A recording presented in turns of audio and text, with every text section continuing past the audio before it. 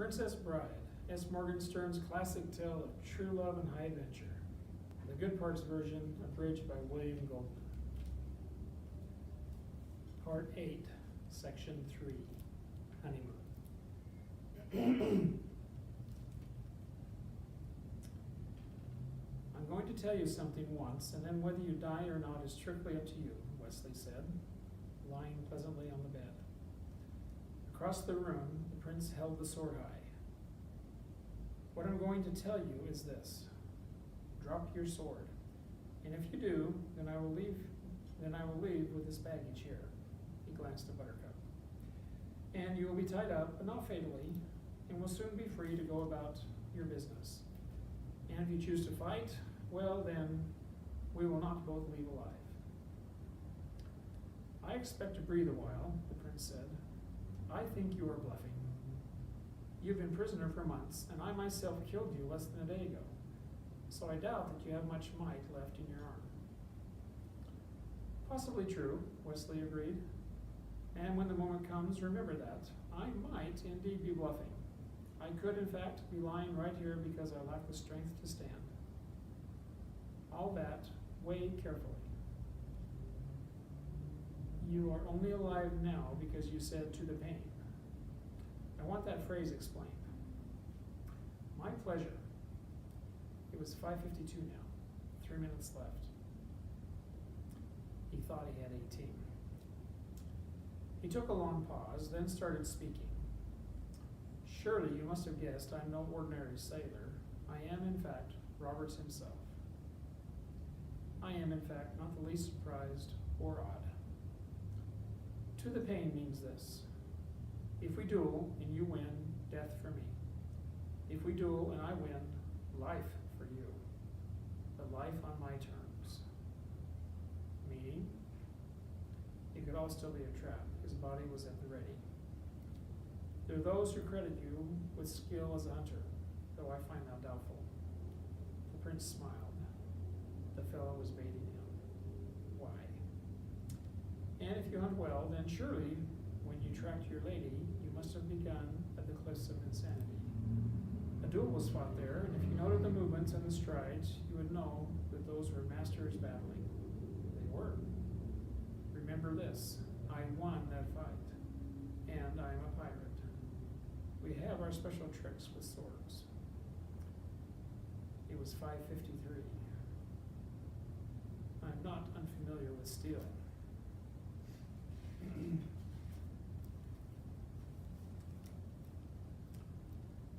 The first thing you lose will be your feet, Wesley said. The left, then the right, below the ankle.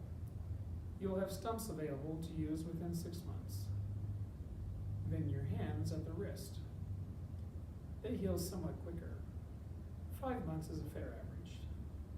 And now Wesley was beginning to be aware of strange changes in his body, and he began talking faster, and louder. Next, your nose. No smell of dawn for you. Followed by your tongue. Deeply cut away, not even a stump left. And then your left eye. And then my right eye, and then my ears. And shall we get on with it? The prince said. It was 5:54. Wrong. Wesley's voice rang across the room. Your ears you keep, so that every shriek of every child that's seen your hideousness will be yours to cherish.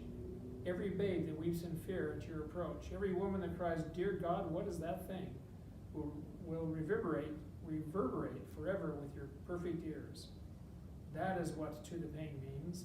It means that I leave you to live in anguish, in humiliation, in freakish misery until you can stand it no more. So there you have it, pig. There you know, you miserable, vomitous mass. And I say this now, and live or die. It's up to you.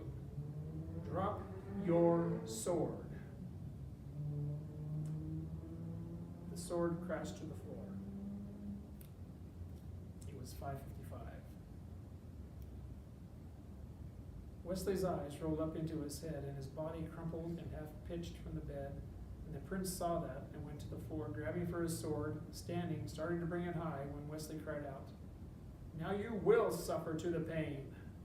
His eyes were open again, open and blazing. I'm sorry, I meant nothing, I didn't look. And the prince dropped his sword a second time. Tie him, Wesley said to Buttercup. Be quick about it. Use the curtain sashes. They look enough to hold him. You do it so much better, Buttercup replied. I'll get the sashes, but I really think you should do the actual tying. Woman, Wesley roared.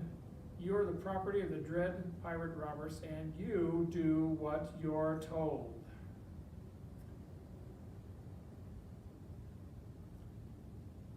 Buttercup gathered the sashes and did what she could with tying up her husband. Humperdinck lay flat while she did it. He seemed strangely happy. I wasn't afraid of you, he said to Wesley. I dropped my sword because it will be so much more pleasure for me to hunt you down. You think so, do you? I doubt you'll find us. I'll conquer Gilder, and then I'll come for you. The corner you least expect, when you round it, you will find me waiting. I am the king of the sea. I await you with pleasure. He called up to Humperdinck. Is he tied yet? Sort of. There was movement at the doorway, and then Inigo was there. Buttercup cried out at the blood. Inigo ignored her, looked around. Where's Physic? Isn't he with you? Wesley said. Inigo leaned for a moment against the nearest wall, gathering strength. Then he said, help him up to Buttercup. Wesley? Buttercup replied. Why does he need me to help him? Because he has no strength. Now do what you're told, Inigo said. And then suddenly on the floor, the prince began struggling mightily with the sashes, and he was tied, and tied well, but power and anger were both on his side. You were bluffing. I was right the first time, Humperdinck said. And Inigo said, that was not a clever thing of me to let slip. I'm sorry. And Wesley said, did you at least win your battle? And Inigo said, I did. And Wesley said, let us try to find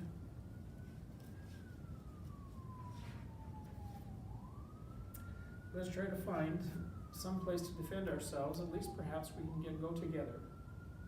And Buttercup said, I'll help you up, poor darling. And Physic said, oh, Inigo, I need you. Please, Inigo. I'm lost and miserable and frightened, and I just need to see a friendly face. They moved slowly to the window. Wandering lost and forlorn through the prince's garden was Physic, leading the 4 giant whites. Here, Inigo whispered. 3 friendly faces, Physic said, kind of bouncing up and down on his heels, which he always did when things were looking up. Oh, Inigo, I just ruined everything, and I got so lost, and when I stumbled into the stables and found these pretty horses, I thought 4 was how many of them there were, and 4 was how many of us there were too. If we found the lady, hello lady, and I thought, why not take them along with me in case we all ever run into each other? He stopped a moment, considering. And I guess we did. Inigo was terribly excited. Physic, you thought for yourself, he said. Physic considered that a moment too. Does that mean you're not mad at me for getting lost? If we only had a ladder, Buttercup began. Oh, you don't need a ladder to get down here, Physic said. It's only 20 feet. I'll catch you. Only do it one at a time, please. There's not enough light. So if you all come at once, I might miss. So while Humperdinck struggled, they jumped one at a time, and Physic caught them gently and put them on the whites. And he still had the key so they could get out the front gate, and except for the fact that Yellen had regrouped the brute squad, they would have gotten out without any trouble at all. As it was, when Physic unlocked the gate, they saw nothing but armed brutes in formation, Yellen at their lead, and no one smiling. Wesley shook his head. I am dry of notions. Child's play, all of them, Buttercup said, and she led the group toward Yellen. The Count is dead. The prince is in grave danger. Hurry now, and you may yet save him. All of you, go. Not a brute moved. They obey me, Yellen said, and I'm in charge of enforcement. And I, Buttercup said. I, she repeated, standing up in the saddle. a creature of infinite beauty and eyes that were starting to grow frightening. I, she said for the third and last time, am the Queen.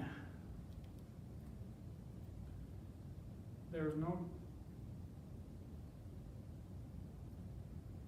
was no doubting her sincerity or power or capability for vengeance. She stared imperissibly across the brute squad. "Save Humperdinck," one brute said, and with that they all dashed into the castle. "Save Humperdinck," the other one said. The last one left, but clearly his heart wasn't in it.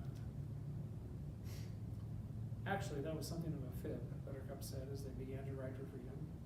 She, seen as Lothran, hasn't officially resigned, but I thought "I am the Queen" sounded better than I am the Princess. "All I can say is I'm impressed," Wesley told her. Buttercup shrugged. "I've been going to royalty school 3 years now. Something had to rub off." She looked at Wesley. "You all right? I was worried about you back on the bed there. Your eyes rolled up into your head and everything." "I suppose I was dying again, so ask the Lord of permanent affection for the strength to live the day." Clearly the answer came in the affirmative.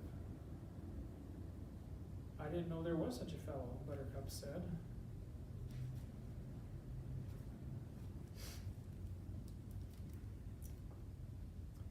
"Neither did I, in truth, but if he did exist, I didn't much want to either." Okay. "Neither did I, in truth, but if he didn't exist, I didn't much want to either." The 4 great horses seemed almost to fly toward floor and channel.